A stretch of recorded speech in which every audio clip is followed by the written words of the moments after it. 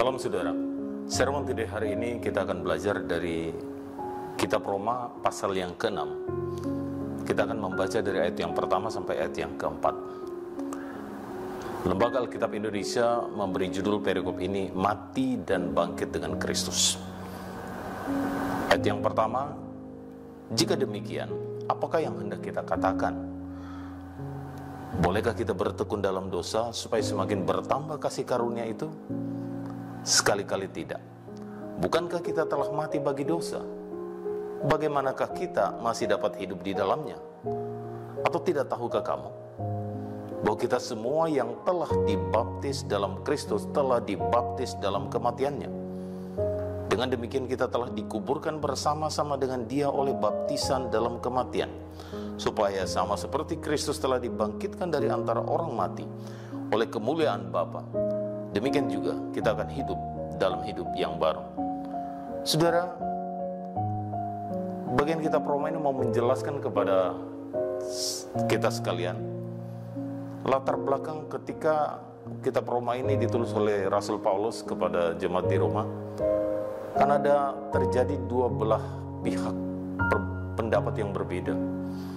Ada yang pertama mengatakan bahwa toh kita diselamatkan bukan karena perbuatan baik kita. Kita diselamatkan karena anugerah. Sehingga ya tidak apa-apalah berbuat dosa.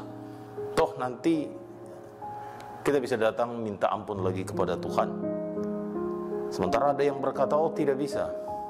Kita harus hidup dan harus melakukan semua perintah hukum Taurat itu. Jadi hidup mereka tertekan. Sehingga Paulus menegaskan bahwa jika demikian apakah yang hendak kita katakan, bolehkah kita bertekun dalam dosa supaya semakin bertambah kasih karunia itu?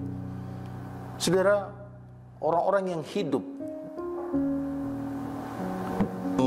berkata selalu bahwa saya toh diselamatkan bukan karena perbuatan baik saya diselamatkan karena iman percaya saya. Sehingga tidak apa-apa berbuat dosa, tidak apa-apa berbuat sekehendak hati. Tapi Paulus berkata di dalam ayat yang kedua, sekali-kali tidak. Karena kita telah mati bagi dosa, bagaimanakah kita bisa hidup di dalamnya, masih hidup di dalam dosa tersebut?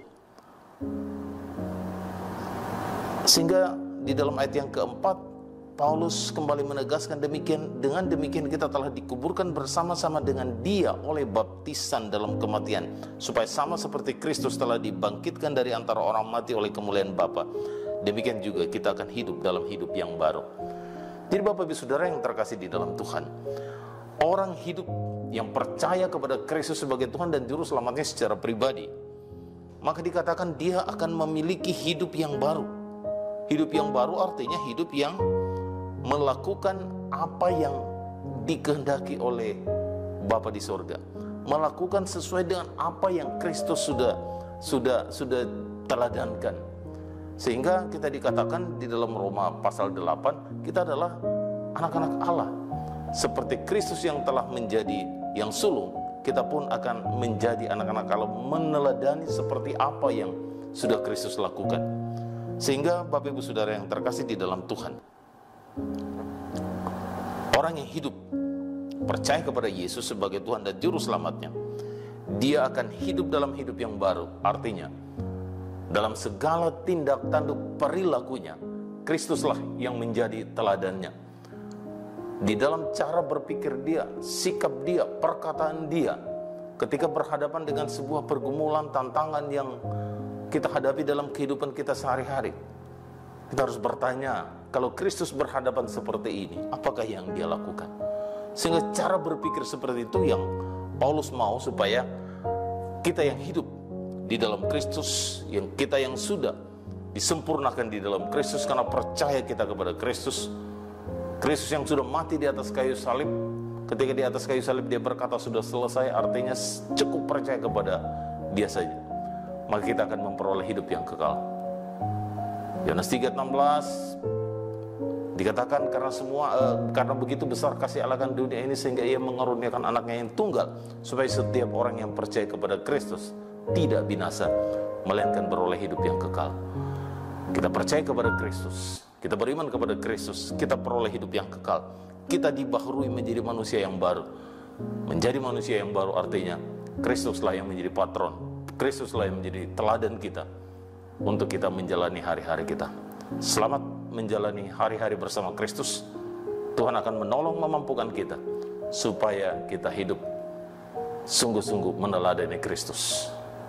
Mari kita berdoa.